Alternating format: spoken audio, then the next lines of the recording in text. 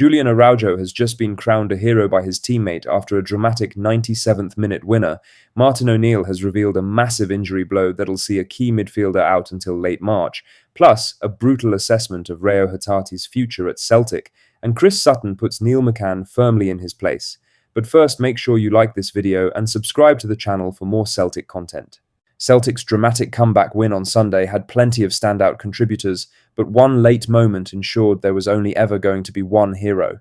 The game was completely turned on its head by Martin O'Neill's bold triple substitution at half-time.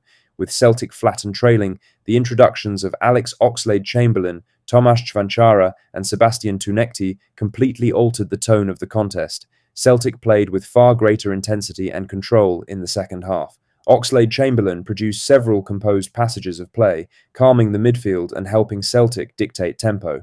Cvanchara's presence up front brought much-needed physicality and structure, while Tunekti was direct, fearless and a constant threat down the left, capped by a superb strike that sparked the comeback.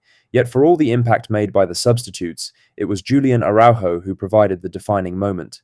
With the clock deep into stoppage time, Araujo stepped up to score a stunning 97th minute winner, sealing all 3 points and potentially keeping Celtic's title challenge alive. The goal itself owed much to Cvanchara's work in the build-up. The striker showed excellent strength and awareness, holding off his marker and driving to the byline before pulling the ball back into a dangerous area. Araujo arrived with perfect timing and made no mistake, rifling his effort into the top corner and sending the away end into raptures. The significance of the moment was not lost on his teammates. Taking to Instagram after the match, Cvanchara summed it up perfectly, posting "last-minute hero" and tagging Araujo. Araujo's strike stood above everything else. Late winners have become a recurring theme, and while they may not be sustainable, this one felt enormous. On a day when Celtic needed someone to step forward, Araujo did exactly that. Now for the main story, as Celtic have been dealt a significant blow in their title push, with confirmation that Arne Engels will be sidelined until after the next international break. The 21-year-old was forced off in the first half of Wednesday night's win over Livingston, raising immediate concerns given how central he has become to Celtic's midfield under Martin O'Neill and Sean Maloney. Those worries have now been confirmed, with Engels facing several weeks on the sidelines. Celtic only recently knocked back a £25 million bid for the midfielder, a reflection of just how important he has become this season under the new leadership.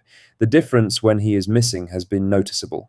Against Livingston and again away to Kilmarnock, Celtic struggled for control, particularly in the first half of the trip to Killie. The drop-off in tempo and authority in midfield underlined Engels' growing influence, something that isn't exactly picked up by supporters when he's playing.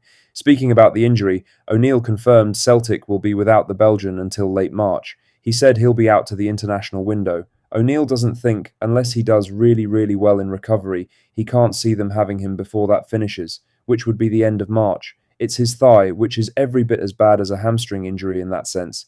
It's a big loss for them, absolutely. That's why getting Alex in has been so crucial for them. That reference was to Alex Oxlade-Chamberlain, who was introduced at half-time at Rugby Park and showed flashes of his quality. While clearly still building fitness after a long spell without regular football, there were encouraging signs in his movement, ball retention and ability to steady play. Oxlade-Chamberlain is not registered for Celtic's Europa League squad, but domestically he could yet prove vital over the coming weeks as Celtic attempt to navigate a demanding schedule without Engels. The hope will be that his experience and composure can help fill the gap, even if he is not yet operating at full capacity. Losing Engels at this stage of the season is a serious setback. How effectively they cope without him may go a long way towards deciding whether their title challenge can be sustained into the spring. In other news, Reo Hatate was handed a start on Sunday, something that felt inevitable given Arne Engels' injury, but the opportunity to reset his season came and went without impact. After a difficult campaign, this felt like a moment where Hatate needed to deliver a statement performance. Instead, it became another afternoon that showed how far he has drifted from the player Celtic once relied upon. The first half was laboured, loose in possession and lacking authority, and by the break Martin O'Neill had seen enough. Hatate was withdrawn at half-time following a poor 45 minutes, replaced by Alex Oxlade-Chamberlain, whose introduction brought immediate composure despite still working his way back to full fitness. The contrast was stark.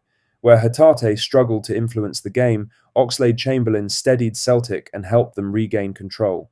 One of the bigger surprises before kickoff was Sebastian Tunekti, starting on the bench despite his recent goal contributions. When he was introduced, he wasted little time in making his point. A superb strike from the edge of the box helped spark Celtic's comeback and again highlighted his growing confidence and influence. The changes at half-time proved decisive, but they also felt telling. Speaking on the Press Box podcast alongside Graham Spears, journalist Stephen McGowan delivered a withering assessment of Hatate's situation. The first half was abominable, to be honest, McGowan said. O'Neill made a triple substitution at half-time, brought on Oxlade-Chamberlain for the ineffectual Hatate, who looks to have pretty much gone as a Celtic player to all intents and purposes. He brought on Kvankara for Adamu, and he brought on Tunekti, who is finally beginning to look like a player who's justifying his price tag.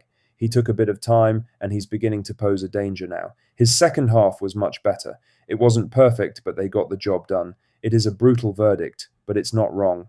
Hatate's talent is not in doubt, but his influence has faded dramatically, and patience appears to be wearing thin. With Oxlade-Chamberlain settling in, Hatate's path back into Celtic's midfield looks increasingly tougher. Sunday may not have been definitive, but it felt significant. For a player once central to everything Celtic did well, time is running out to convince that his future still lies in green and white. In other news, Chris Sutton has waded into the stoppage time debate following Celtic's dramatic comeback at Rugby Park, dismissing complaints about the 7 minutes added on and suggesting the figure was, if anything, conservative.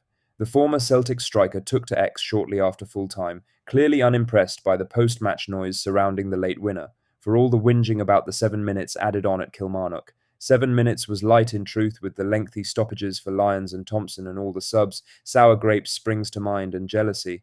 Sutton's comments echo what many supporters observed during a second half riddled with interruptions. There were repeated stoppages for treatment, a raft of substitutions from both sides, and 2 Celtic goals before the game entered added time. Under the laws of the game, referees must account for delays including injuries, substitutions, and time lost while the ball is out of play. The number shown by the fourth official represents the minimum time to be played. Viewed through that lens, 7 minutes appears far from excessive.